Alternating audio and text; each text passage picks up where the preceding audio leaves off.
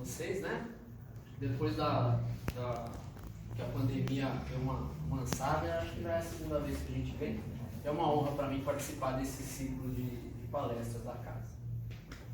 Semana passada já foi a primeira palestra desse ciclo, onde foi abordado a porta estreita, né? Pelo nosso amigo Toledo lá da Federação.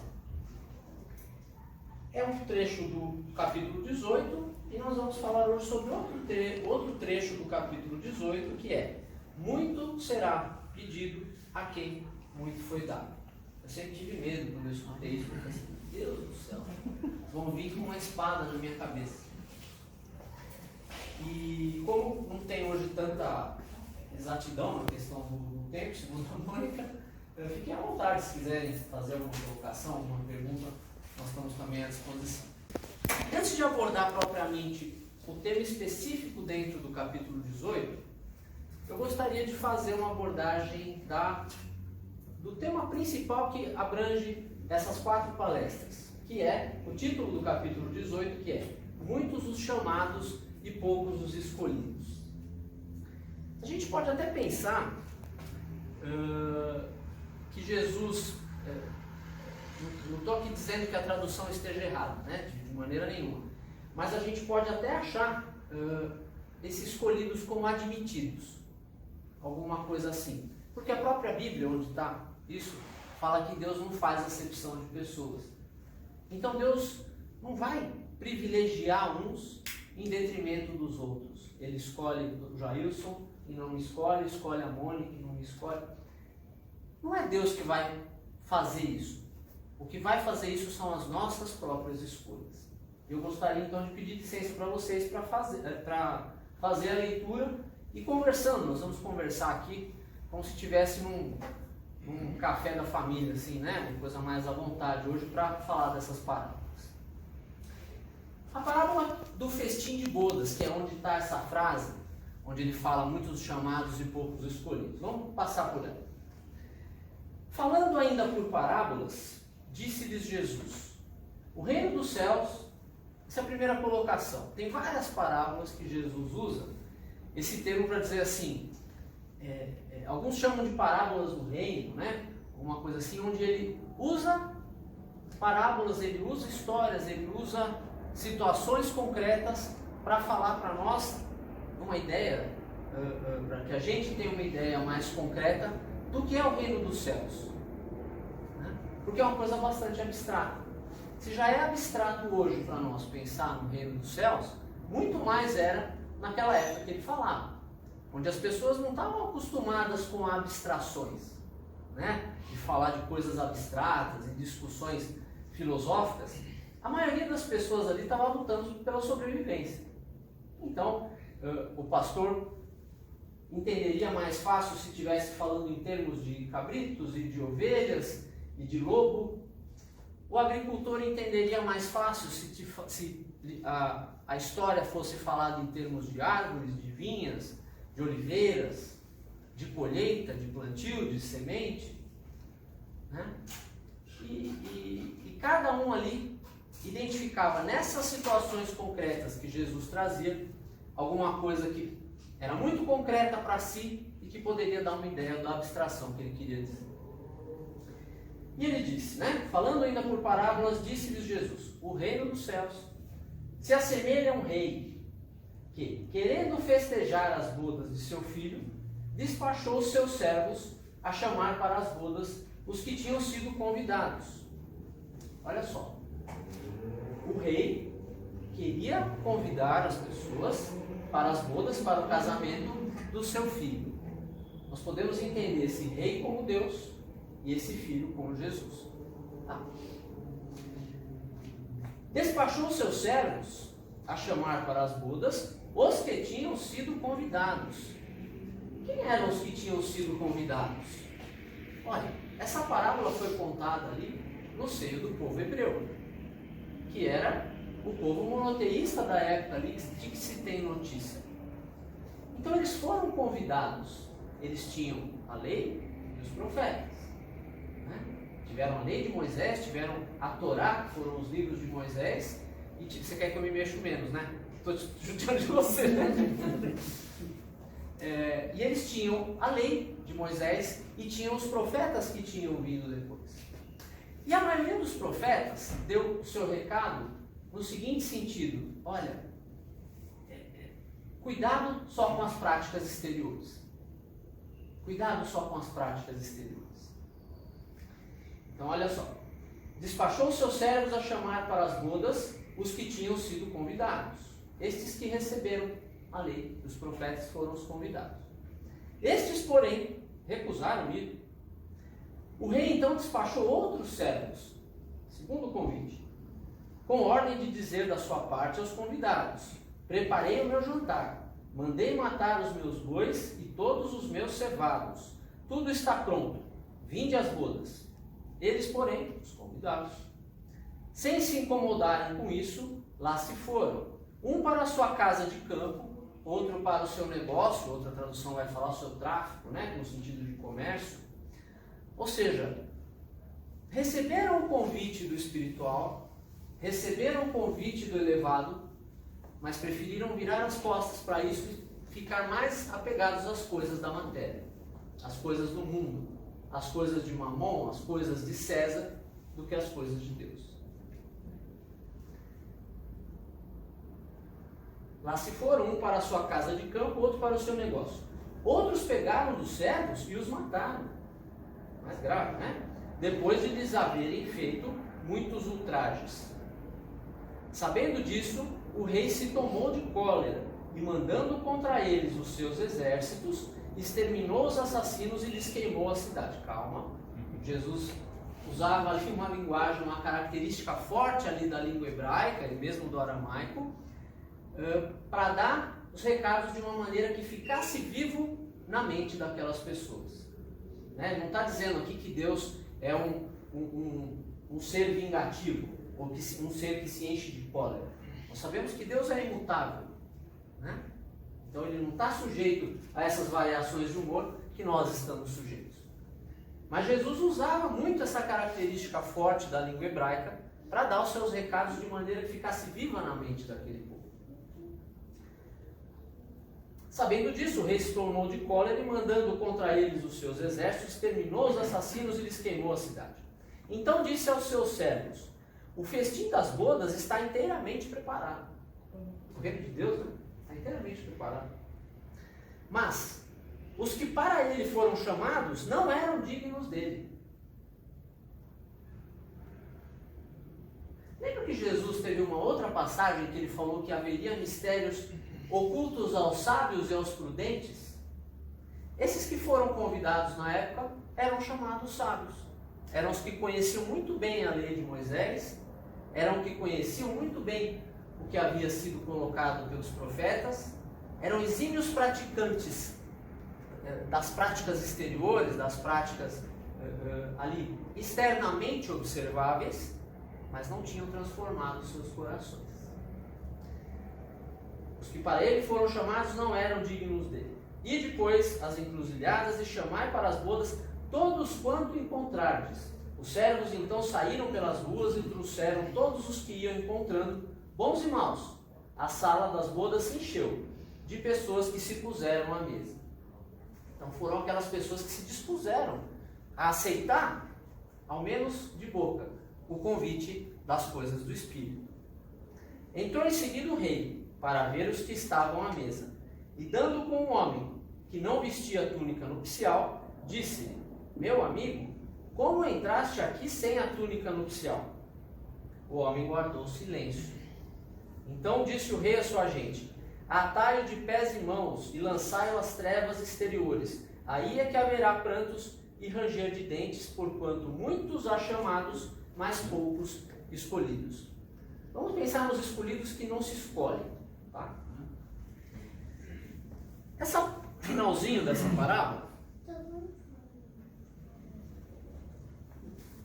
nesse finalzinho dessa parábola, olha o que ele fala.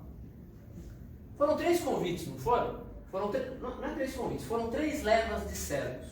Né? Depois a gente vai falar um pouco sobre isso. Atai de pés e mãos. Quando a gente é atado de pés e mãos, a gente perde a liberdade, não é isso? O que acontece quando o espírito é compelido a se reencarnar. Ele não perde a liberdade? Ele não fica encerrado dentro desse corpo físico? Perde um pouco do seu livre-arbítrio que ele tem no plano espiritual, tem um livre-arbítrio mais limitado aqui, porque aqui ele está sujeito às leis e às vicissitudes da matéria. Certo? Atalho de pés e mãos, então ele fica meio que tolhido ali. Lançado às trevas exteriores. Acho que é onde a gente vive. Onde haverá choro e ranger de dentes. Choro e ranger de dentes. Eu escuto isso, eu penso na prova e na expiação. Porque tem muita prova que faz a gente chorar, né? No início de dor, e quando a gente consegue passar por ela de uma maneira que dá aquele alívio, às vezes a gente chora de emoção. E o ranger de dentes, que é a raiva, né? A revolta. O Emmanuel tem uma passagem que ele fala isso, que a expiação, aquela expiação contumaz, né? Ela é reservada aos espíritos rebeldes. Que é aquele que ele vem de um jeito, range o dente, não muda, passa pela expiação, fica revoltado. Ele vem do outro jeito oposto, né? Era rico, vem pobre, era doente, vem saudável. Ele vem doente, não muda, ele vem saudável, ele não muda. Ele vem rico, ele não muda, ele vem pobre, ele não muda. Ele passa pelas consequências das suas próprias escolhas e mesmo assim ele culpa a Deus e range os dentes. Então ele vai passar pelas provas e pelas expiações. Deu para dar uma ideia, mais ou menos, de uma possível interpretação, de uma possível uma luzinha, vai, que a gente joga um pouco com a chave do Espiritismo nessa parábola? Fiquem à vontade, tá, gente? Tem um tempinho para responder alguma coisa se vocês quiserem. Então deu para ter um pouco essa ideia. Assim como ele fez nessa, Jesus fez isso em muitas outras parábolas, né? Onde ele fala, o reino de Deus é semelhante a um grão de mostarda, tem isso, tem aquilo e tal. O reino de Deus é semelhante a um senhor, né? Que deixou lá seus servos cuidando e foi para lá. Em várias das parábolas Jesus fala isso. Para quê? Ele usa uma ideia bem concreta, uma situação bem concreta como essa que nós lemos agora, para falar do espiritual para nós, né? Para que a gente não caia na armadilha, que às vezes, não é que a parábola é uma armadilha, a gente faz uma armadilha para nós mesmos, né? A armadilha de lobo só pega lobo, né? A gente faz uma armadilha para nós mesmos, querendo interpretar a parábola literalmente. E querendo interpretar ela literalmente, aplicando nos dias de hoje. Né? Para poder entender o que significa realmente uma parábola, a gente tem que entender o seguinte. Quem disse, quando disse, né, em que circunstâncias, né, em que meio estava, e para quem ele disse. Se a gente não tiver claro essas três coisas, nós podemos cair numa armadilha feita por nós mesmos, para interpretar qualquer coisa que Jesus falou sobre o reino, qualquer coisa mais abstrata. Para algumas coisas ele foi muito literal, né? Aquelas coisas que a gente não podia mesmo errar em nada na interpretação, ele foi literal. Quando ele fala, reconcilia-te com o teu adversário, não tem interpretação. Quando ele fala, seja manso e pacífico, perdoa 70 vezes, 7 vezes, quando ele estava dando regras de conduta, ele não deixava a gente errar na interpretação, ele era literal. Mas nas parábolas, que são coisas usadas para mentes ainda muito materializadas entenderem coisas mais complexas, coisas mais abstratas, ele usou muito esse recurso da parábola. Porque na parábola o doutor da lei vai entender, o pastor vai entender, o pescador vai entender, a criança vai entender.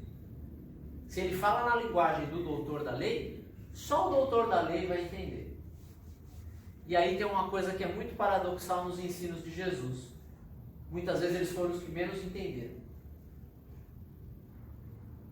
Que é aqueles mistérios que ele disse que seriam ocultos aos sábios e aos prudentes. Por que eles tinham tanta dificuldade em entender? Pelo sentimento de superioridade.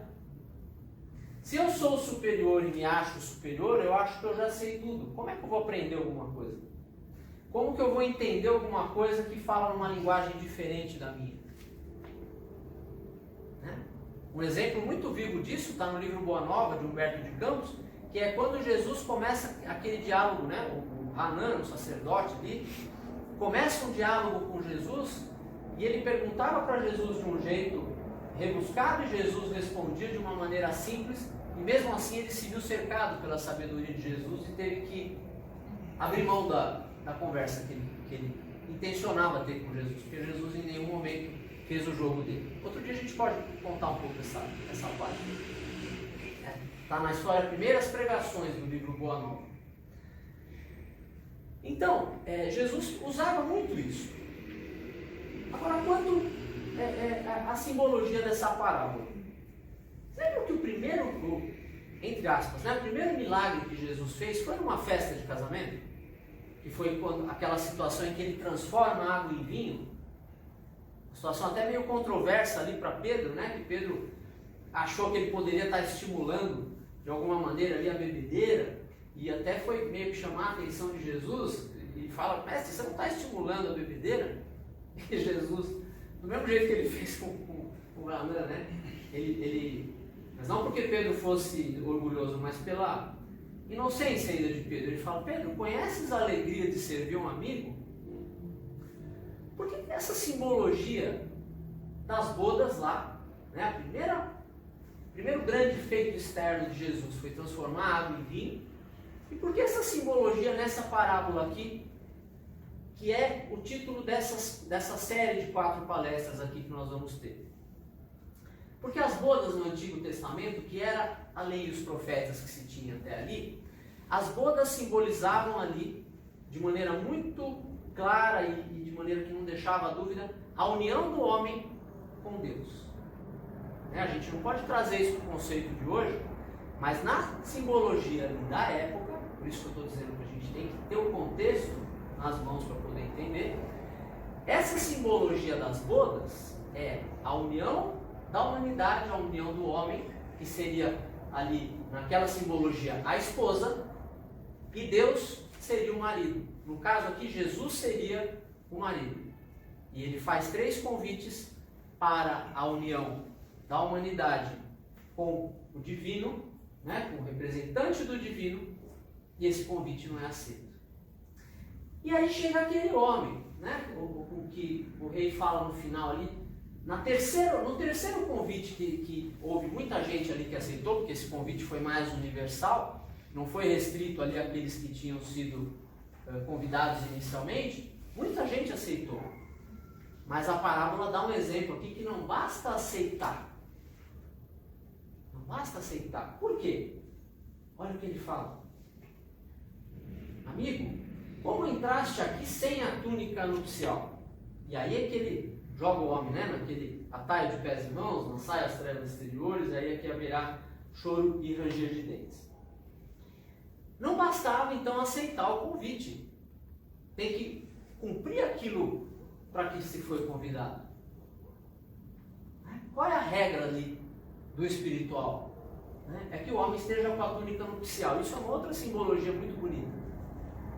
Quem já é espírita aqui há um certo tempo, quem já tem um pouco mais de leitura da doutrina e tudo, já deve ter conhecimento de que o perispírito, que é o chamado corpo espiritual, que é o liame, que une o corpo físico ao espírito, à medida que nós vamos nos depurando, à medida que nós vamos nos tornando espíritos melhores, mais sábios e mais amorosos, ele vai ficando, ele é matéria, semimatéria, vamos dizer assim, uma matéria mais sutil. Ele vai ficando cada vez menos materializado, cada vez menos opaco, cada vez ele deixa ser emitido através dele mais luz. A gente pode interpretar também isso como uma simbologia de veste nupcial. Como se alguém estivesse olhando para a gente que chegasse num... Isso acontece no livro Nosso Lar. Olha um exemplo legal. No Nosso Lar, que tinha aquela cidade murada, uma mulher ali foi pedir ajuda. Acho que era uma mulher que tinha uma questão de vampirismo ali, se eu não me engano. E aí, o André Luiz não percebeu, mas aqueles espíritos já mais trabalhados ali nas coisas, perceberam que aquela mulher trazia marcas no perispírito decorrentes, se eu não me engano, de abortos, seu Gilson? É isso? Decorrentes de abortos que ela havia auxiliado muitas pessoas a fazer no passado. E ali, isso estava marcado no seu perispírito. Ou seja, ela não tinha, e ela foi impedida de entrar no nosso lar. Ela foi pedir ajuda, o André Luiz até estranha porque ela não foi ajudada. Mas por que ela não podia entrar lá? Ela não tinha a veste adequada para aquele local. Isso é um exemplo, né? Nós estamos falando aí de uma colônia ligada à Terra. Mas isso também aconteceria na questão dos mundos superiores, de outros planetas, né? Se a gente, com o perispírito típico aqui do planeta de expiações e provas, não dá para a gente ficar num mundo feliz. A gente não tem a veste nupcial, a veste adequada, o perispírito com a densidade adequada para aquele local. Está muito abstrato, Gilson? Vou começar a falar em palavras. Então vamos lá.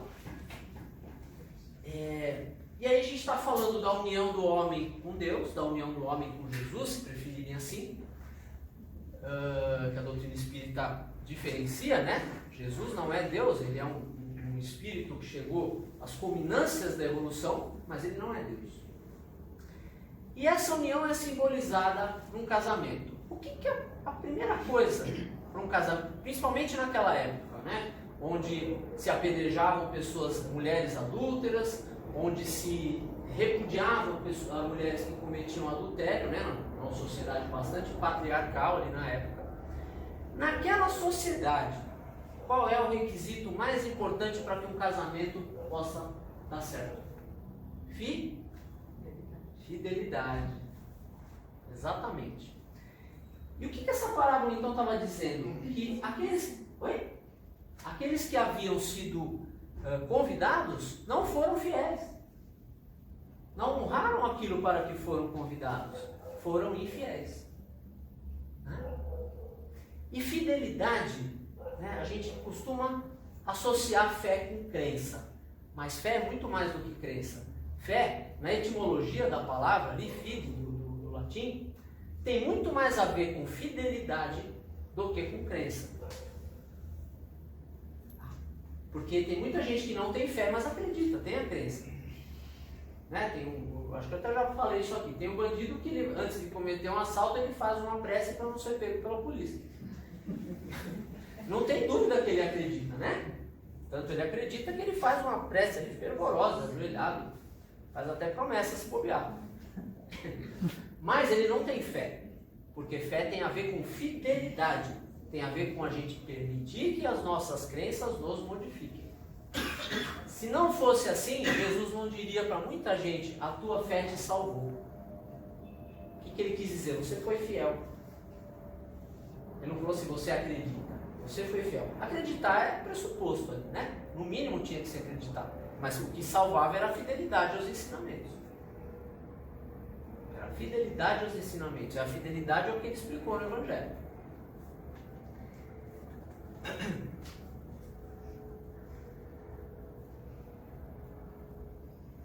Então, a evolução a adequação daquele homem que aceitou o convite da festa, ela poderia ser medida por quanto luminoso, né, o quão luminoso fosse o seu perispírito. E ali, eu acredito que foi um exemplo ali que Jesus quis dar, dizendo assim: olha, todos esses que foram chamados estão aqui, mas nem todos aqui podem ser admitidos. Tá?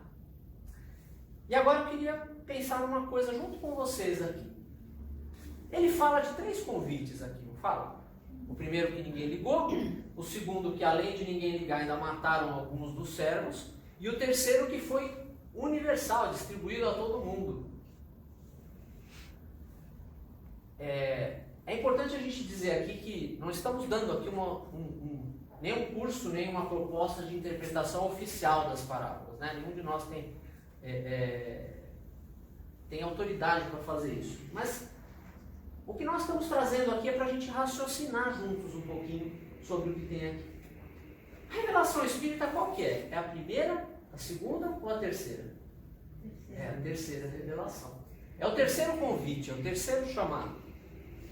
O primeiro foi Moisés, o segundo, que brilha no centro das outras duas, foi Jesus, e o terceiro foi a doutrina espírita. E aí a gente começa a entrar no tema específico da nossa palestra de hoje, né? Por enquanto a gente estava falando do capítulo que perpassa as 4 palestras. Agora nós vamos começar a falar do tema da nossa aqui.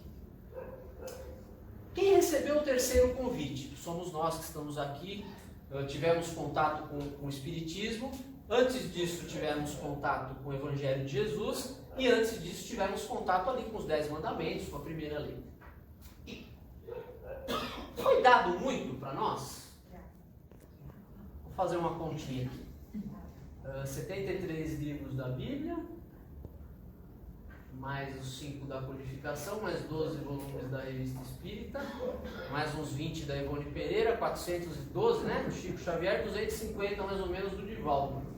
Acho que não deve o suficiente, né? A gente recebeu muito. Né? Provavelmente nós recebemos lá atrás aquele primeiro convite e demos as costas. Provavelmente nós estávamos ali também já nesse planeta aqui, na época de Jesus.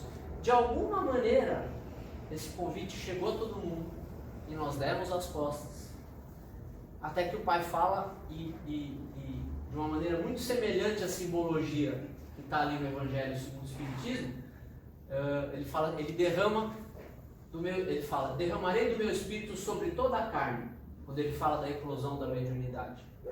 Basta nós pensarmos que Kardec se correspondia com mais de 1000 focos, acho que era 1000 se eu não me engano, focos de recepção de mensagens, numa época onde não tinha internet, onde não tinha celular, não tinha nada disso. Imagina o que esse homem faria hoje, né?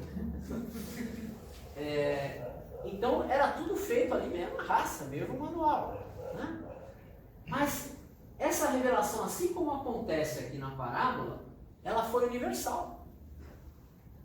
A de Jesus já tirou o conceito ali de só dirigida ao judeu e já fez uma coisa universal. Só que era um mensageiro.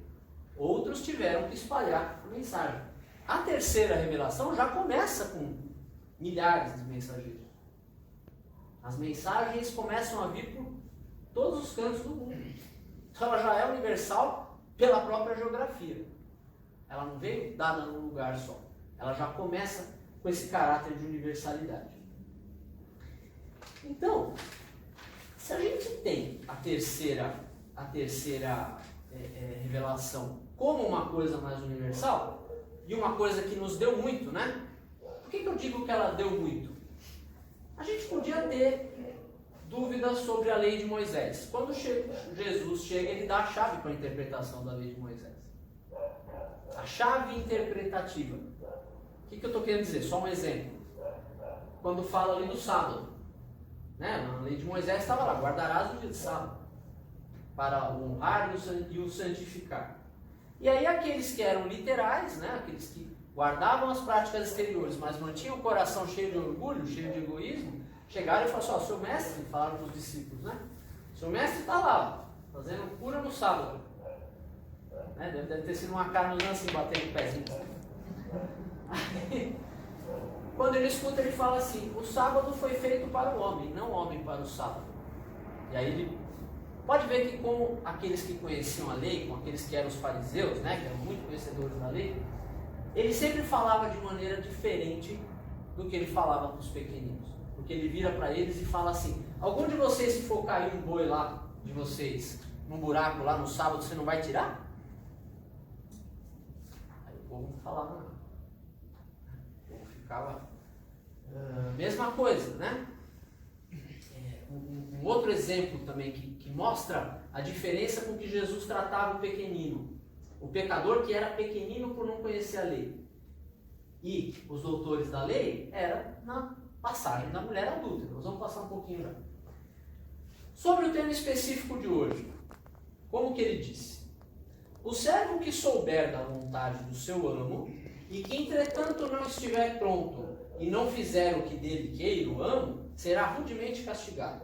Ou seja, quem recebeu muito e não cumpre o que lhe foi mandado, será rudemente castigado.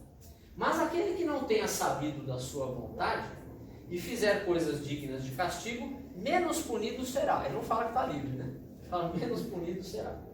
Muito se pedirá àquele a quem muito se houver dado, e maiores contas serão tomadas àquele a quem mais coisas se haja confiado.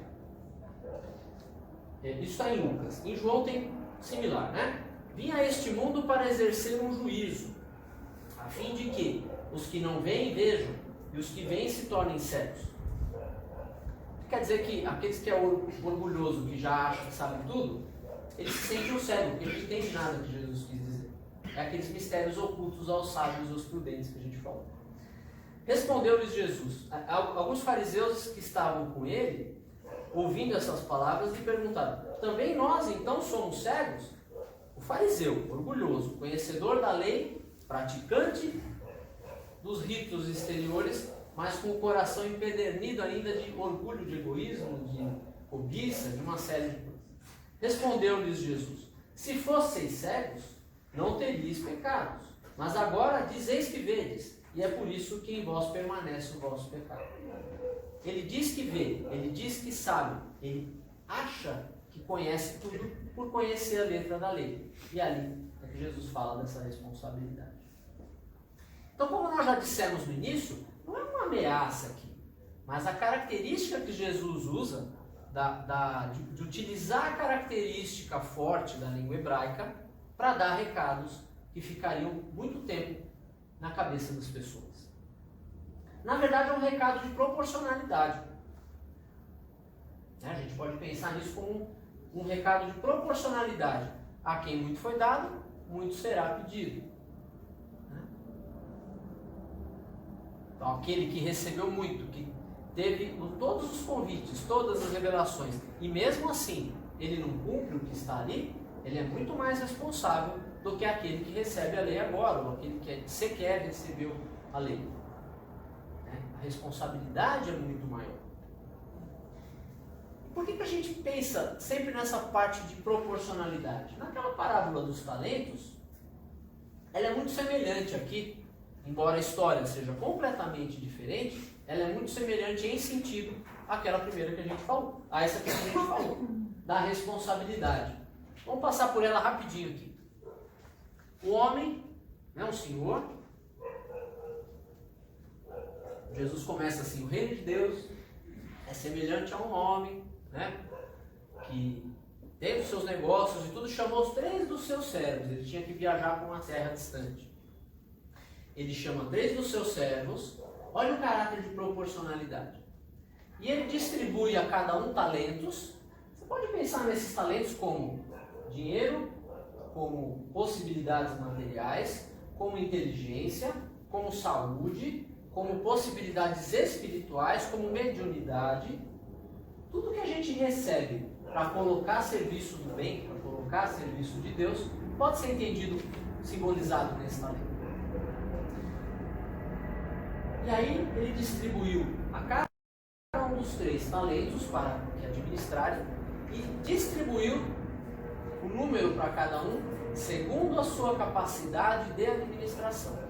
Ou seja, olha a proporcionalidade. Ele não dá, Era 5 mais 2, 7, 8. Eram 8 talentos ao todo. Ele não dá 8 dividido por 3 para cada um. Não é isso que ele faz. Ele dá 1 para aquele que tinha menos capacidade, ele dá 2 para aquele que já era um pouco mais capaz, e ele dá 5 para aquele que era muito capaz. E ele vai.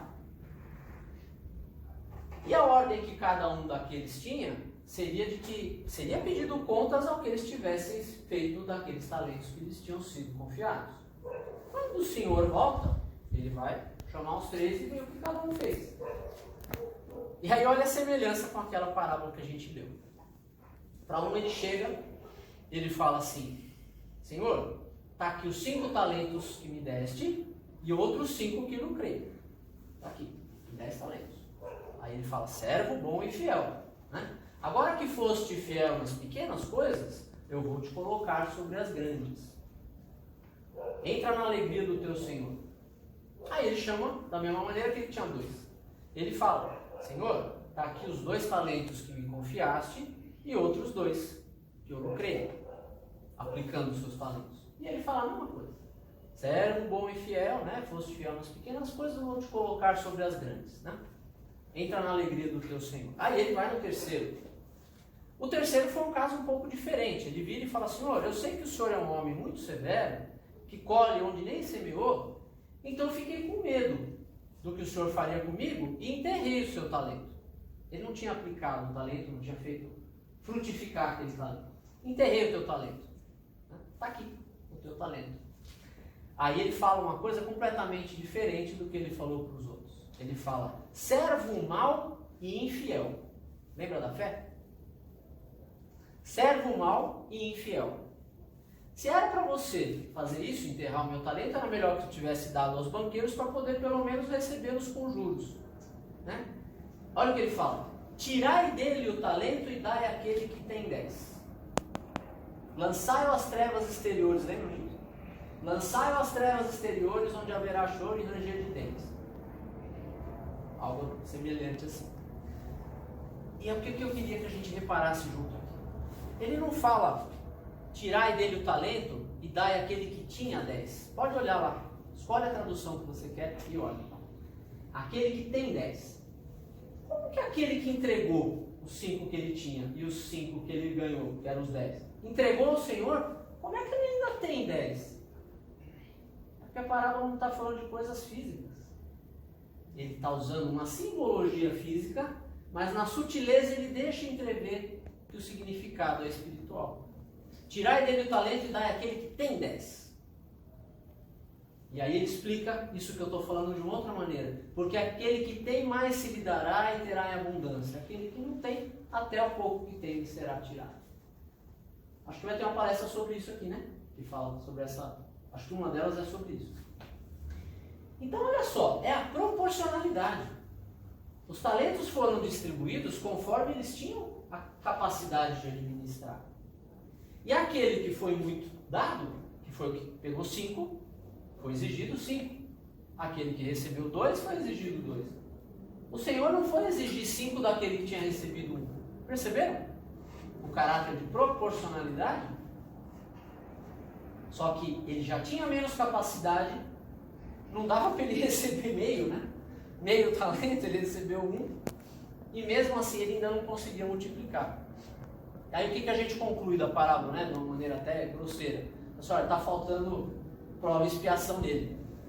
Bota ele lá de novo para ele treinar mais um pouquinho. Aí ele vem para cá. Viver mais ou menos como a gente vive, as vicissitudes da matéria. Né? Muitas experiências vai ter que fazer pela dor, porque a dor ensina. Né? Mas ele vai bem dizer a dor depois. Outras experiências ele vai fazer pelo amor, outras ele vai fazer pelo conhecimento, até que vai chegar uma hora que ele vai ser capaz de administrar 5, 10, 20, 50 talentos. Porque se tem uma fatalidade na lei de Deus, é que todos nós seremos espíritos puros. Isso não está na nossa escolha. Ele não deixou a gente escolher se nós vamos ser espíritos puros ou não. Ele deixou a gente escolher o caminho que a gente vai fazer. E aí, de acordo com a nossa capacidade de administração, ele dá os talentos. Ele dá os meios para a gente frutificar e entregar proporcionalmente ao que a gente recebeu. Se a gente recebeu um pouco, ele não exige tanto da gente. Se a gente recebeu muito, ele exige um pouco mais. Mas nunca exige mais do que a gente está disposto, do que a gente tem capacidade para oferecer. Deus não exige que a gente faça o impossível. Ele exige que a gente faça o que é requerido desse estágio que nós estamos.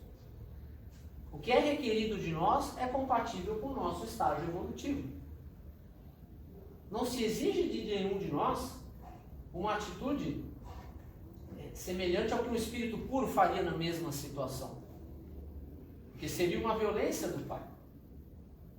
E o Pai não usa violência, ele usa o tempo. Ele usa o tempo e a experiência para fazer a gente aprender a administrar os talentos. Fazendo assim, parece um pouco menos ameaçador. Quando a gente vê que não é uma espada na nossa cabeça, e sim consequências de escolhas. Se nós estamos aqui hoje, nós escolhemos aceitar o chamado. Talvez tenha alguém até arrependido, né? Nossa, por que eu fui ouvir isso? Agora eu sou mais responsável. Né? Mas isso é besteira, viu, pessoal? Porque é isso que nos liberta. Não tem como ser um espírito verdadeiramente feliz sem passar por isso. Sem passar por esses conhecimentos e pela vivência desses conhecimentos, desses ensinamentos do Mestre. É impossível ser verdadeiramente feliz sem isso. Sabe por quê? Porque quando a gente não tem esse conhecimento e não quer vivenciar isso, a gente quer ser feliz sozinho. A minha felicidade vale mais do que a dele. Aí isso se chama egoísmo. Eu tenho o direito de ser mais feliz que ele porque eu sou melhor do que ele. Aí isso se chama orgulho. Se eu sou melhor e quero ser mais feliz do que ele, eu tenho direito a mais bens, a mais coisas materiais, para que eu possa acumular. Aí isso se chama avareza. Percebe como a gente vai amarrando pesos nas próprias pernas para que a gente caminhe mais lentamente? A gente vai tendo apego, muitas vezes, ao próprio talento. Só que o talento não era fim, o talento era meio. Ele não chegou para os caras e falou assim, olha, está aqui o seu talento, abraça esse talento, ame o talento, não é isso.